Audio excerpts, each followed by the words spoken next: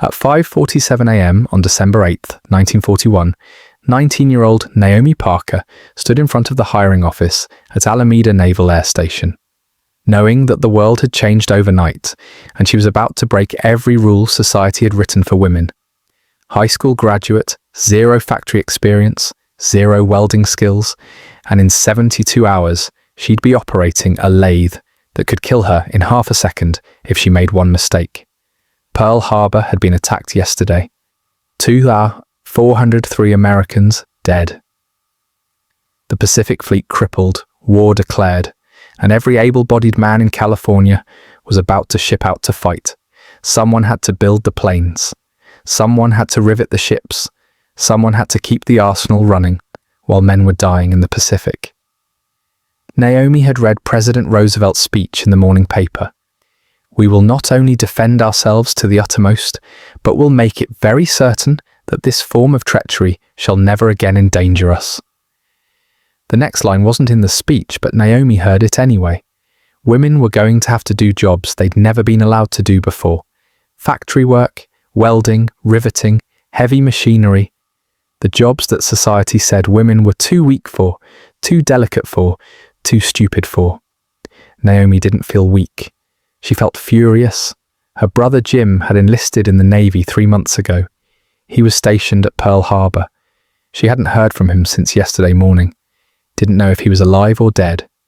Just knew that Japan had attacked and her brother was there, and she couldn't sit at home waiting for telegrams. The hiring office opened at 6 a.m. Naomi was first in line. Behind her stood 47 other women. Some were older, 30s and 40s. Some were teenagers like her. All of them had the same expression. Determination mixed with terror, mixed with rage. The hiring manager was Frank Morrison, 52 years old, factory supervisor for 23 years. He'd never hired a woman for production work in his entire career. Women worked in offices, typed letters, answered phones. They didn't operate lathes. They didn't weld. They didn't work with machinery that could crush bone or burn flesh. Morrison looked at the line of women outside his office and sighed. He'd gotten a call from Washington at midnight. Executive order. Defense factories were authorized to hire women for production roles. Immediately. No exceptions. The Navy needed planes, needed ships, needed weapons, and every man who could swing a wrench was about to be drafted. Morrison called Naomi in first, asked about her experience. She said she'd graduated high school 6 months ago, worked as a waitress, no factory experience, no mechanical training. Morrison said the work was dangerous, heavy machinery, high pressure, long hours, 10-hour shifts, 6 days a week. The equipment didn't care if you were tired or scared. One mistake, and you'd lose fingers, lose arms, lose your life. Naomi asked if the machinery was more dangerous than Japanese torpedoes. Morrison went quiet. Then he handed her an application form. She started December 10th. Training was 4 days. Most male workers got 2 weeks, but there wasn't time. The Navy needed B-25 bombers operational by January. Needed aircraft carriers repaired by February. Needed the entire West Coast arsenal producing at triple capacity within 90 days. Naomi's trainer was Bill Nakamura, 38 years old, machinist for 16 years. He'd trained 200 workers, never trained a woman. Bill showed her the lathe, 3,000-pound machine, spinning chuck that rotated at 2,400 RPM.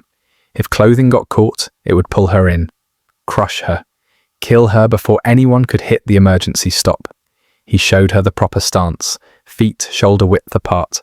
Never reach across the spinning chuck. Never wear loose clothing. Never wear jewelry. Hair tied back. Always. Naomi learned fast.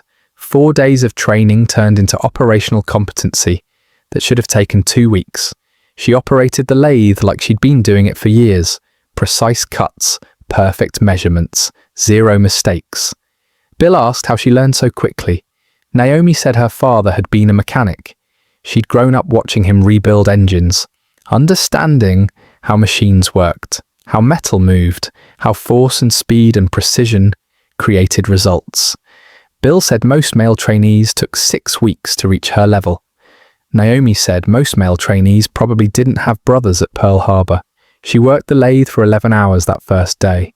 Her hands blistered, her back ached, her arms felt like someone had beaten them with hammers. But she hit every measurement, met every specification, produced 73 metal components that would become part of a torpedo bomber's landing gear assembly. 73 pieces that would help a plane take off from a carrier, fly to Japan, drop bombs on the country that attacked her brother. The telegram arrived December 18th, Navy casualties notification. Jim was alive, injured but alive, burns to his arms and legs. He'd been below deck when the explosion started. The ship's magazine had detonated. He'd crawled through fire to reach the exit. Third-degree burns across 40% of his body. He'd survive, but he'd never serve again. Medical discharge. Honourable. He'd done his duty. Naomi read the telegram in the factory bathroom during her lunch break, cried for 5 minutes, then went back to the lathe and worked for 7 more hours. By January 1942, Alameda Naval Air Station employed 2,400 women. 6 months earlier, there had been 0 women in production roles. Now they were everywhere, operating lathes, running drill presses, welding fuselages, riveting wing assemblies. The men who remained, the ones too old or too injured to deploy, were skeptical, said women couldn't handle the physical demands, said they'd slow down production, said they'd make mistakes that would cost lives. The production numbers told a different story. December 1941, Alameda produced 14 aircraft. January 1942, 31 aircraft. February 1942, 48 aircraft. The women weren't slowing anything down, they were accelerating it. Naomi was promoted to lathe operator supervisor in March, 19 years old, supervising 12 workers, training new hires, ensuring quality control. She'd been in the factory for 3 months, and she was already running an entire production line. The promotion came with scrutiny. Male workers complained, said it wasn't right for a teenage girl to supervise grown men, said she didn't have the experience, said she was only promoted because of government quotas. Naomi's production line had the lowest defect rate in the entire facility, 0.3% error rate. Industry standard was 2%. Her line was producing components 66 times more accurate than the facility average. The complaints stopped, but the attention increased. The War Production Board was looking for propaganda opportunities, ways to encourage women to enter the workforce. The government needed 2 million women in factories by the end of 1942. Recruitment was lagging. Women weren't signing up fast enough. The board needed a symbol, a face, someone who represented what American women could do in wartime. In May 1942, a photographer named J. Howard Miller was contracted by Westinghouse to create recruitment posters. He'd been photographing war production facilities for weeks, looking for the right image, the right person. He visited Alameda on May 26th, walked through the factory, watched women operating machinery, watched them weld, watched them rivet. Then he saw Naomi. She was operating a lathe, wearing coveralls, hair tied back with a red polka dot bandana. Concentrated expression, hands steady on the machine controls, sparks flying as the cutting tool shaped metal. Miller asked if he could photograph her. Naomi said yes. She didn't think much of it. Just another photographer documenting war production. Miller positioned her at the lathe, asked her to look directly at the camera. Serious expression. Show strength. Show capability. Show that women could do this work. He took 12 photographs. The one that would become famous showed Naomi in profile. Bandana, coveralls, sleeves rolled up, operating the lathe with absolute confidence. Miller used that photograph as reference for a poster. He didn't paint Naomi exactly. He created an idealized version. Stronger features, more dramatic composition. The iconic image of a woman flexing her arm. The caption, "We can do it." The poster was printed in February 1943. distributed to factories across the country.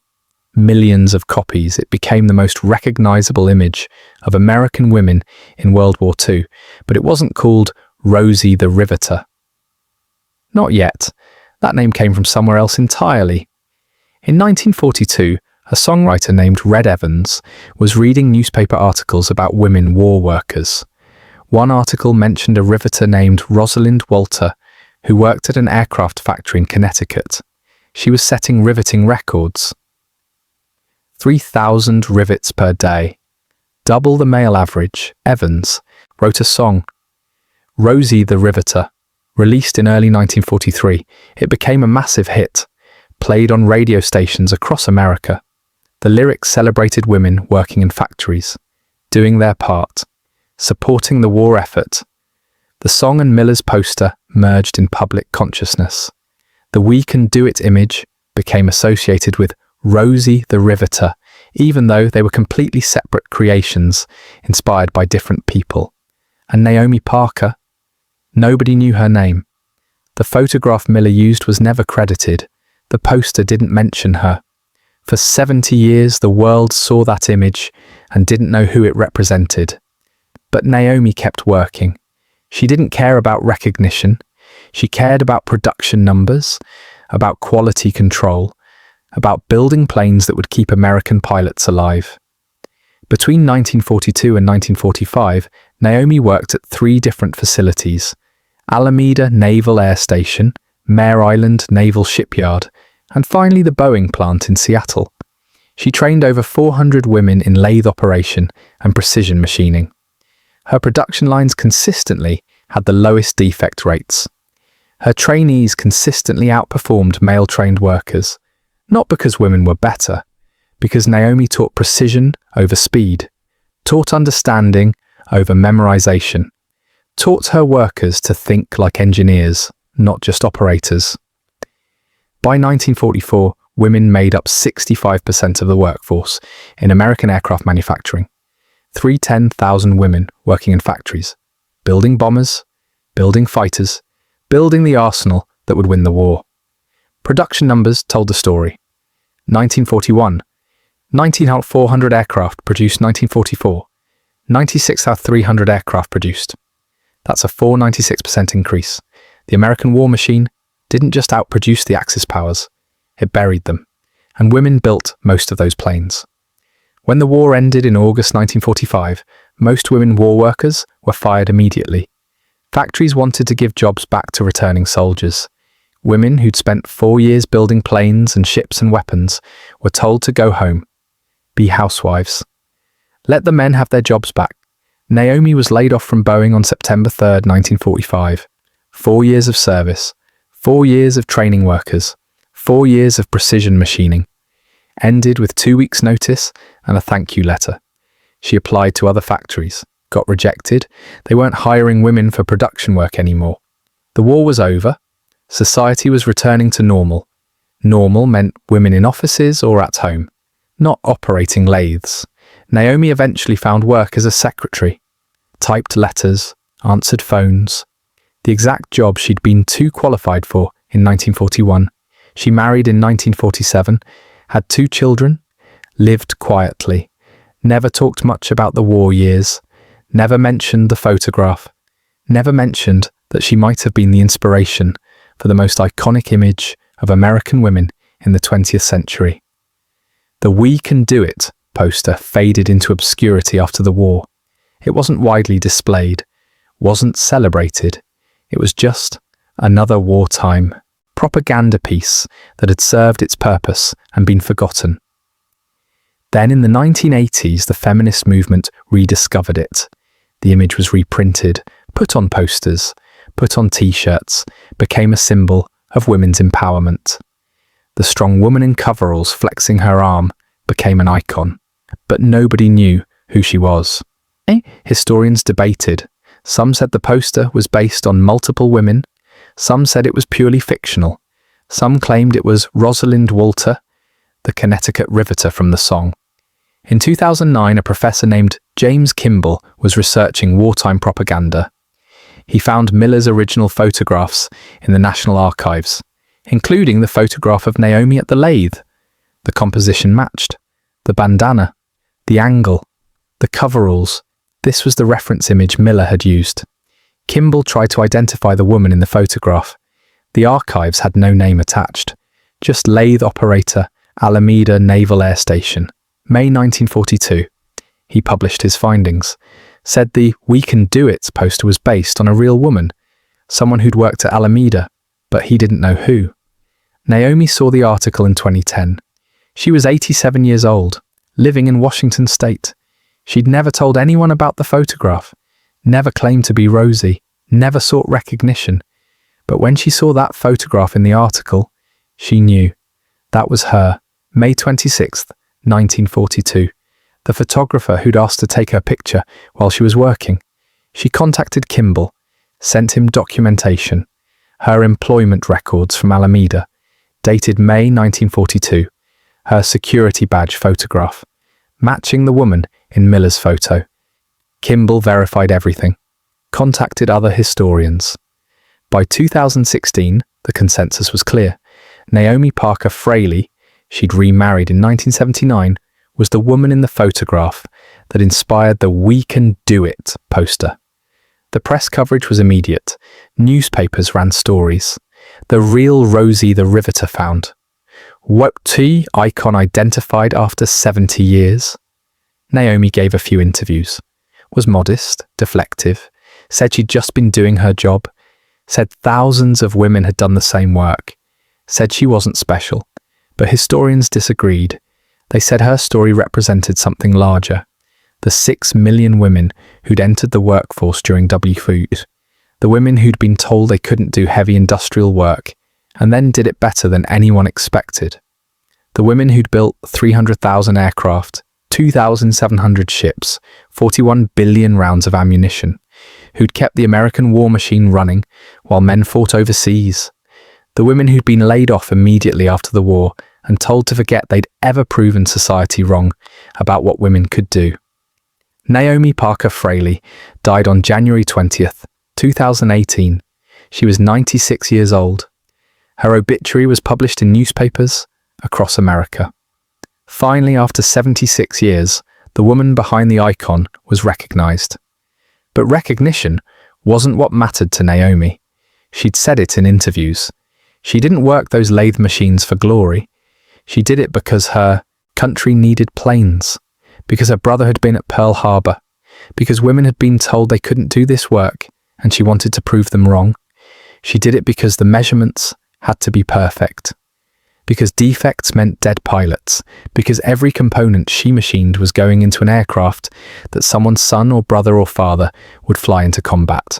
She did it because 0.08% error rate wasn't good enough, because precision mattered, because lives depended on the work being done right. That's the real legacy, not the poster, not the icon, not "We Can Do It." The legacy is 310,000 women who entered factories they'd never been allowed in before and outperformed every expectation. The legacy is production increasing 496%, while half the male workforce was overseas. The legacy is American aircraft production, burying the Axis powers under an avalanche of bombers and fighters that women built. The legacy is a 19-year-old girl standing in a hiring line on December 8, 1941, refusing to sit home while her country went to war. The legacy is Naomi Parker operating a lathe with blistered hands and an aching back and absolute precision, because the plane being built with her components had to work perfectly, or someone died. If this story proves that courage doesn't need recognition to matter, hit that like button. You're helping us share forgotten stories about people who changed history without ever asking for credit. Subscribe if you believe these heroes deserve to be remembered. Drop a comment and tell us where you're watching from. Tell us if someone in your family served. Just let us know you're here. Thank you for keeping Naomi's memory alive.